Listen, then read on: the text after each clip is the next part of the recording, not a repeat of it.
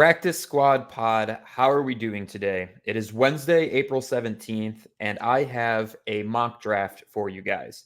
A little bit different of an episode here. Mark is not joining me. We have a full-length episode that will be airing in the very near future.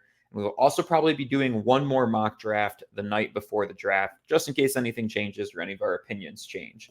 But this draft is just a what I think is going to happen mock draft. And so I'm encouraging Mark to do one of his own as well, but this one's mine.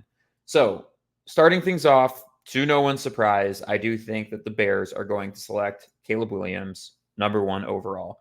I think this has been the consensus. Sorry, it's a boring pick, not even worth talking about for the most part, because I think everybody kind of expects this to be what happens.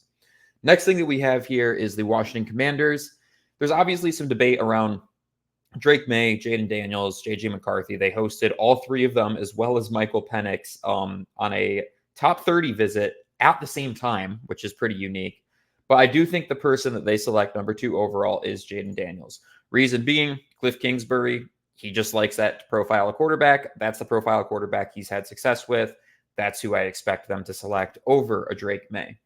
Now, most people think that the Patriots are going to select Drake May then at 3 if he falls to them.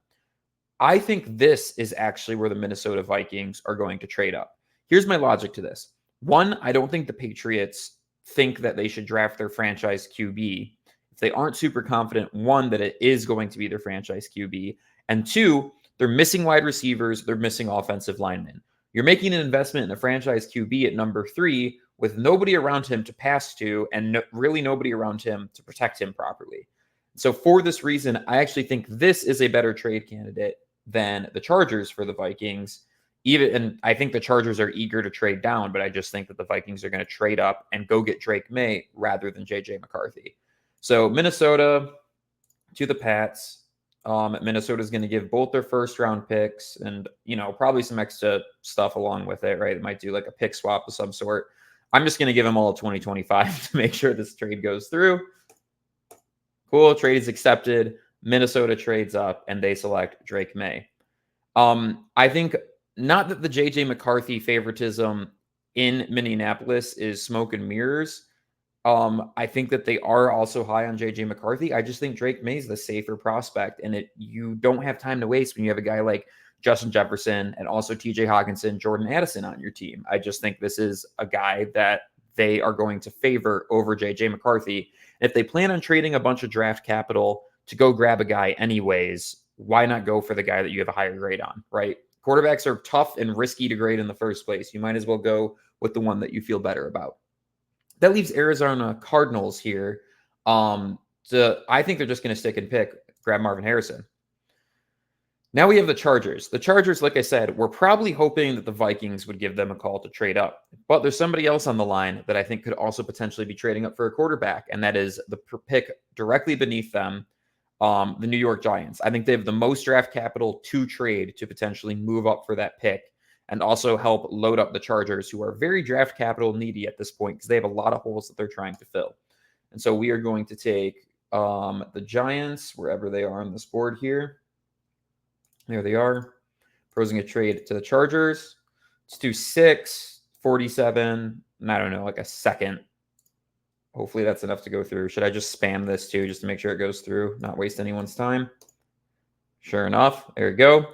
The Giants move up 1 spot ahead of the Chargers, and they select JJ McCarthy. Now, I think the issue with the Chargers here, though, then, is that they would prefer to drop further down, honestly, and just load up more picks. I don't know too many people that are coming and calling at this point. You could potentially, take a team like the Bears or the Jets, etc. But I think they might just be forced to stick and pick here because the calls that they're getting at 6 aren't incredibly enticing. Unless it's, maybe the Titans who know that they're probably going to select an offensive lineman here. Just to mix it up, I'm going to go with Talise Fuaga. I actually think he's a better fit offensive line-wise that for a Harbaugh offense. He's a mauler in the run game. I think they need that more than anything else. And personally, I think he is offensive lineman number 2 on my board personally. Now, Titans were holding their breath there, but they could breathe a sigh of relief and they could grab who I think everybody kind of has at consensus at this point, Joe Alt. Now, the Falcons are sitting here, and I actually think this might be a trade situation too. Reason being is the Falcons aren't super wide receiver needy. I think they have all the guys that they want. They're probably going to be looking to actually grab a franchise edge rusher. And the thing with that is that the Jets are right here, and they know that the Bears are probably going to grab some receiving talent as well if that falls to them. Now, they might not know who the Bears are the highest on, but I could see the Jets going all in on Aaron Rodgers, right? Making a call to the Falcons, offering them something like 10, and then, probably next year's draft capital, right? Maybe you do like a pick swap, and then let's just add some extra picks in here to make sure this goes through. Oh, that would have been brutal and ruined the entire mock draft. That even still rejected the trade. To move up 2 spots, I don't think that's going to happen. 10. Let's just send them the entire house to make sure the trade goes through. There we go. Jets move up, and they select a weapon for Aaron Rodgers in Rome Odunze. And that still has Malik Neighbors falling to the Bears in this situation, right? So the Bears are fine with that happening, with the Jets kind of leapfrogging them for receiving talent. But I think the Jets are probably pretty high on Rome. I mean, that's a disgusting receiving core. We talked about this in the podcast that we recorded yesterday. Rome, Wilson, Williams, Allen Lazard's then your fourth, and Tyler Conklin. That's a pretty disgusting receiving core. They already upgraded the offensive line, and I do expect them to send their second draft pick on potentially, a guard, tackle, versatile offensive lineman, so that they still are beefing up protecting Aaron Rodgers as well. And obviously they have like that top 5 caliber defense.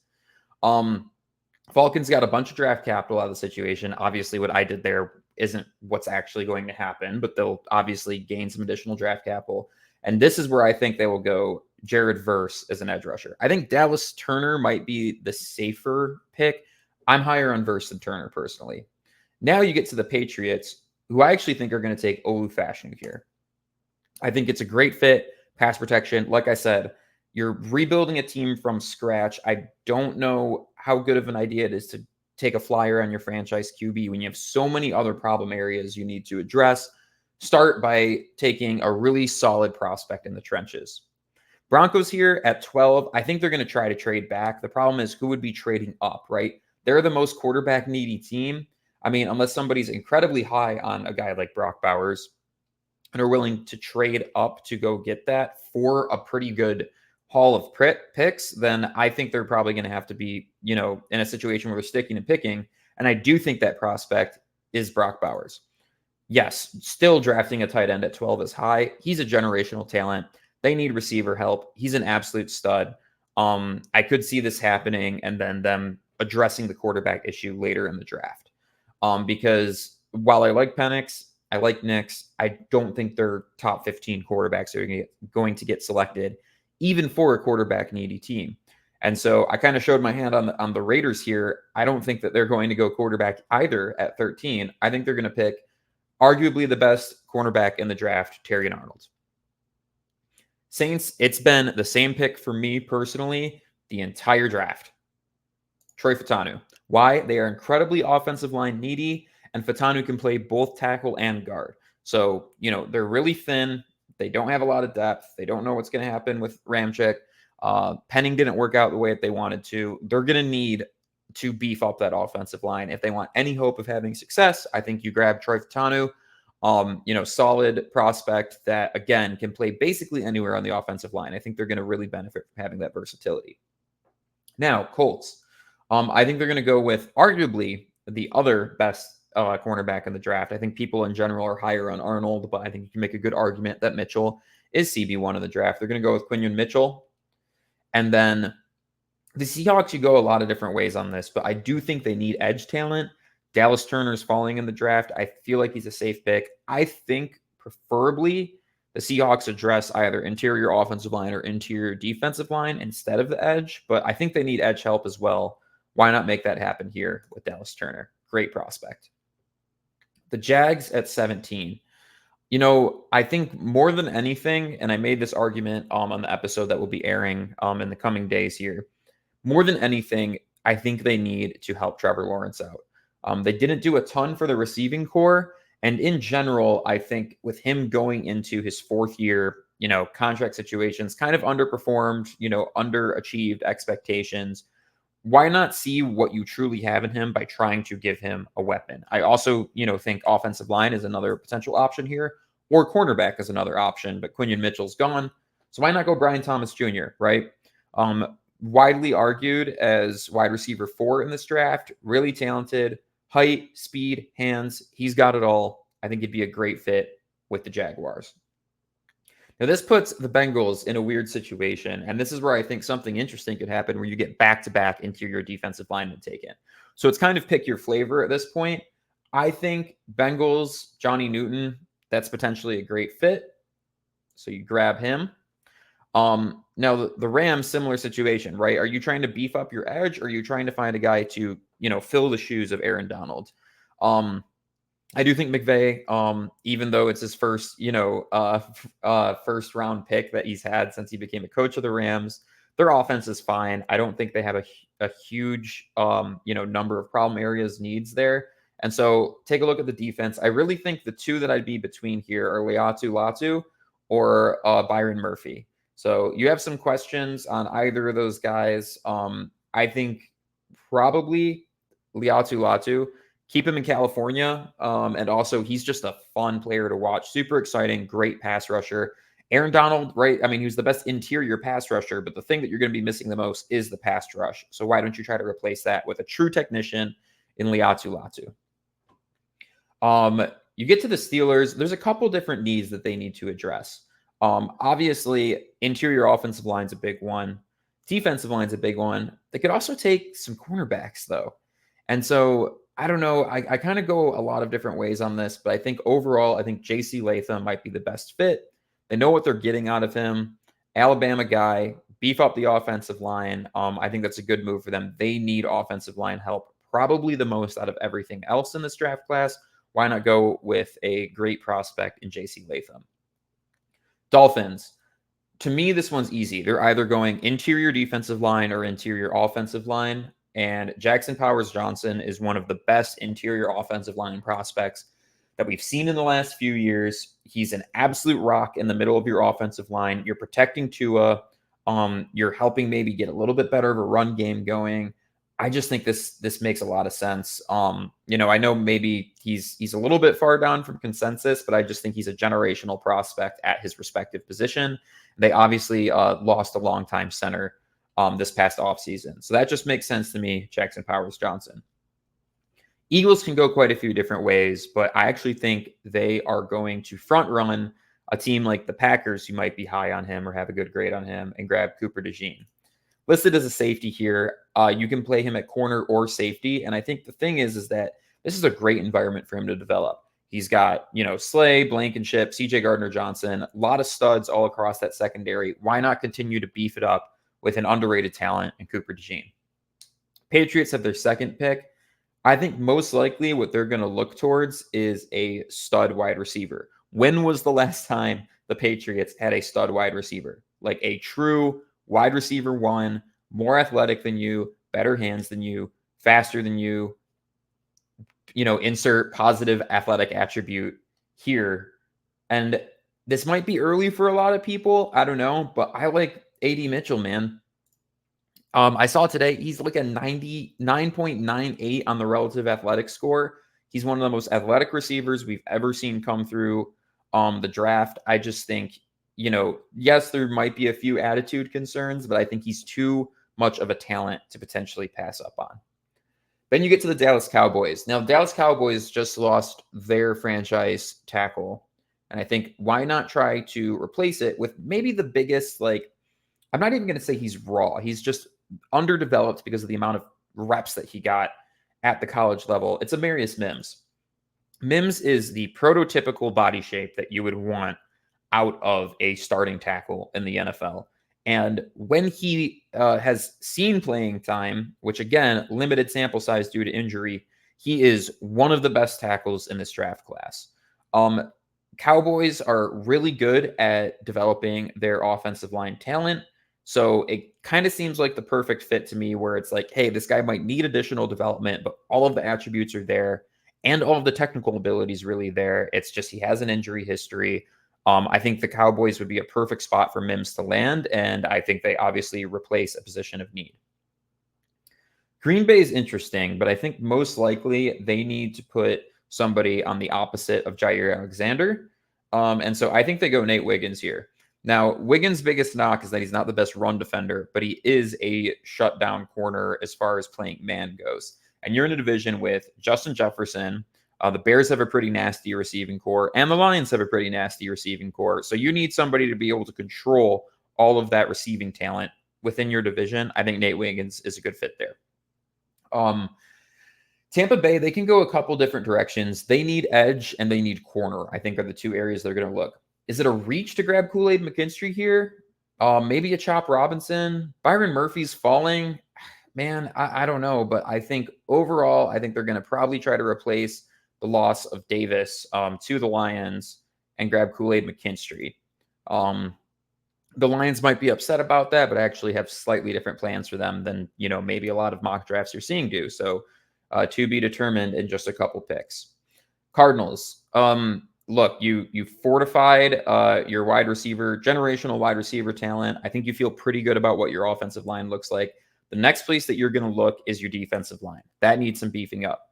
Byron Murphy or Chop Robinson are the two that are sitting in front of you. I think personally, Murphy's the better talent, and so I think they're going to take the better talent here on the defensive line, even though they might need edge more. So you grab him. Bills. To me, this one's easy. I think a lot of people are mocking him to go in the second, but I think this is just a good fit. Keon Coleman and the Bills. Josh Allen will elevate this player to being a number one wide receiver, in my opinion. A lot of people maybe aren't that high on him. There's certain concerns. Me and Mark both have watched a lot of tape on Keon Coleman. Yes, he has drops. Yes, he fails to make some easy catches. I just think he's too good of a prospect. He's so athletic. He does make clutch catches in situations where he needs to. There's that play where he makes a decision to hurdle a guy like 5 yards before the guy even comes to tackle him and hurdles him. Like, he's just an athletic freak. He's got great hands. He's a great receiver. Keon Coleman to the Bills. You get Josh Allen a weapon. Now, the Lions here. I think most likely these 4 picks are where teams are going to try to trade up for that quarterback. And so here I have the Raiders trading up with the Lions, giving them 44, maybe a pick swap. Just give them 148 for 64. And we'll just load up 2025 again, just for the sake of making sure this trade goes through. Cool. Lions trade back. And this is where the Raiders come in and grab Michael Penix Jr. Take another stab at getting a starting franchise quarterback. I like Aiden O'Connell a lot, but I don't think he's going to be the guy there. And obviously Gardner Minshew is just kind of a bridge quarterback. So this is where you trade in, right? Get that 5th-year option for your quarterback. We're rocking. Baltimore Ravens. I really think the wise thing for the Ravens to do would be to continue to beef up their offensive line, obviously losing a starting guard to the Lions in free agency. And I think they could go either Graham Barton or Tyler Guyton here. Chop Robinson's interesting and fun. But I think, look, they're going to be running the frickin' ball. We talked about this in the episode yesterday too. They're Derrick Henry, Lamar Jackson, and a pretty solid receiving core. But you're trying to run the ball. That's why you signed Derrick Henry. That's why Lamar Jackson's your quarterback. Beef up your offensive line. Graham Barton can play anywhere on the offensive line. I think he makes a lot of sense for the Ravens. 49ers. Usually I would look to the secondary here because I think that's one of the bigger things that 49ers need to address. However, they also lack depth on their offensive line. And so why not go with a guy like Tyler Guyton? He's probably the last, reliable starting offensive line prospect. The rest of these guys are probably projects in the draft, at least on the tackle aspect of it. There's still a lot of good interior offensive line guys left to grab.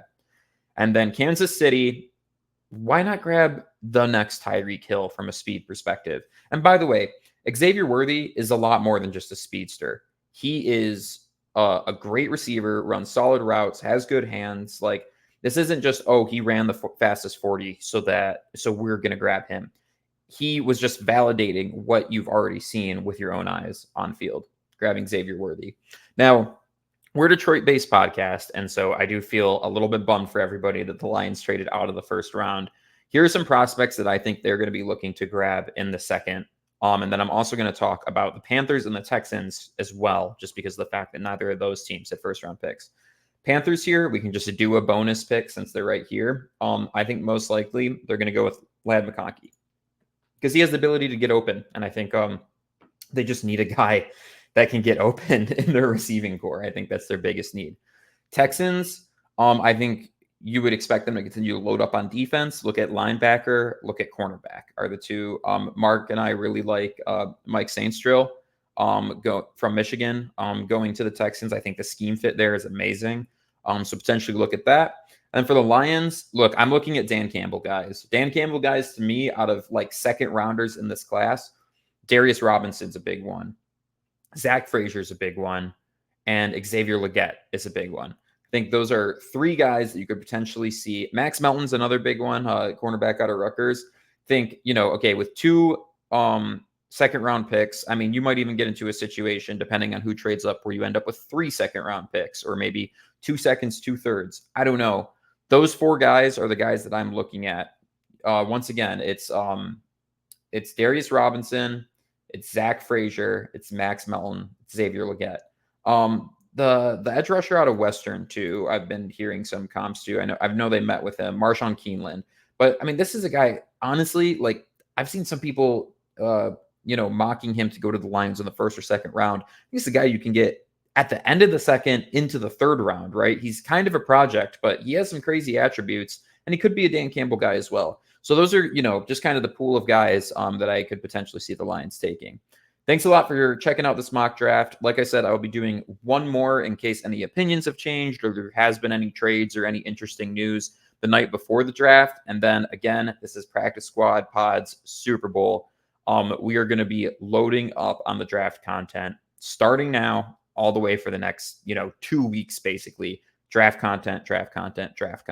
So if you aren't currently subscribed to us, I just realized I haven't had the banner on the entire time, but you can check that out beneath. Subscribe to us, check out our social media, make sure that you are following along for the draft. We will have content out faster than just about anybody. That is a guarantee. So we will catch you guys later. Thanks a lot for watching along. Peace.